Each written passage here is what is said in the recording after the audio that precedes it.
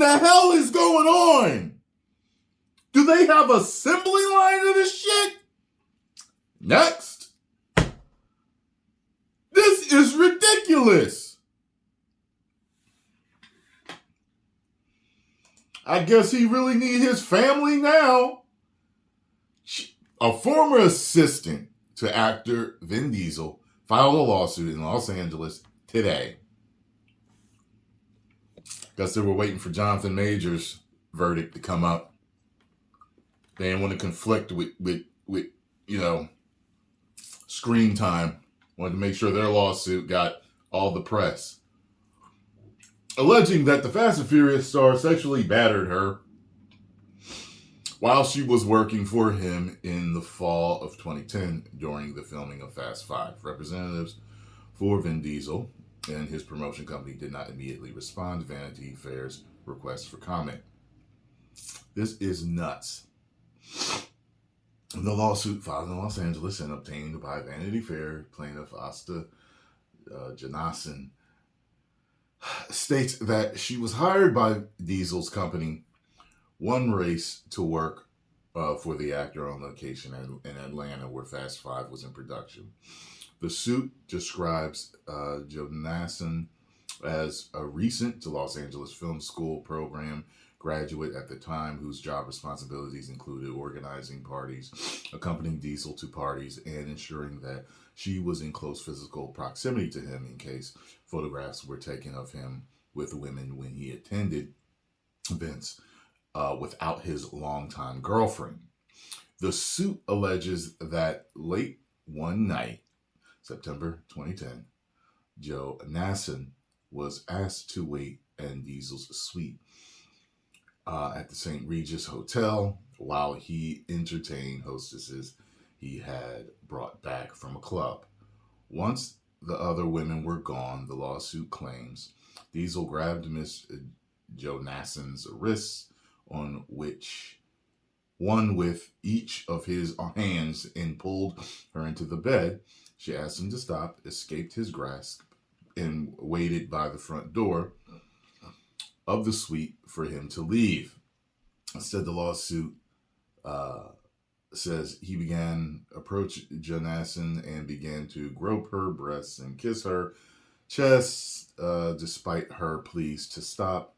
Miss Janassen was afraid to more forcibly refuse her supervisor, knowing that getting him out of that room was both crucial to her personal safety and job security. The suit continues, but this hope died when Diesel dropped to his knees and pushed Janassen's dress upward to her waist, molested her body, running his hands over her upper legs, including her inner thighs. According to the lawsuit, once Diesel moved to pull down her underwear, she screamed and ran down the hallway toward the bathroom, where Diesel pinned her to the wall, placing her hands on his you-know-what while she verbally refused. He self-happied himself, the suit alleges. While terrified, she closed her eyes, trying to disassociate from the assault to avoid angering him. Hours later, the suit alleges Samantha Vincent, Diesel's sister, at the president of the race and the president of the One Race, called Janassen to terminate her employment after less than 2 weeks on the job. It was clear to her that she was being fired because she was no longer useful. Vin Diesel had used her to fulfill his desires and she resisted his assault. According to the suit, which says that Janassen's esteem was demolished, she was questioning her own skills, whether it would be a successful career for her. This was not the first inappropriate incident that occurred while Janassen was working for Diesel. According to the lawsuit, just a few days before, Janassen's suit alleges another One Race supervisor summoned her to his own room and at the Regis while she was on duty. While he took off his shirt, got into bed, and said, "Come here." She immediately exited the room, according to the suit. On top of this type of battery, the lawsuit claims, among other things, discrimination on the basis of gender, intentional infliction of emotional distress, hostile work environment, wrongful termination, and retaliation. It's also accuses Diesel and his production of an attempted cover-up and states that Jonasson has suffered and continues to suffer humiliation, emotional distress, and mental and physical pain and anguish. According to the lawsuit, having signed a non-disclosure agreement when she took the one race position, Jonasson maintained her silence over the ensuing years. The suit says that she was able to file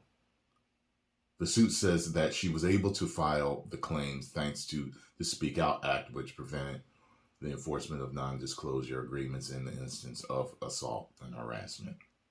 Temporarily waives the status of limitation for abuse of that manner allegations occurring in 2009 or later. The suit also says that she was empowered by the Me Too movement. She went on to work in the entertainment industry as an assistant and production coordinator and other roles. Wow. I don't know whether I believe it or not. I just don't know whether I believe it or not. Part of it is just the fact that it just feels like an assembly line of allegations against all these people. It just, just one gets out of the news, here's the next one in the news. One gets out of the news, here's the next one. I don't know what to think.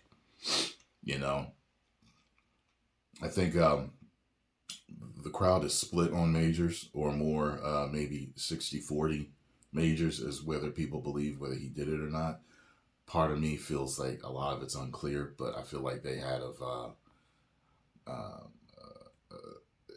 a toxic relationship, and things may have happened before, but he may not have been guilty of what happened in that car. So I don't know. I wish the cab driver had footage inside the car, like a lot of Uber and Lyft drivers do. They have cameras inside the car. They got dash cams, everything. So but I don't know. Just the way it's just coming out right after. It feels manufactured.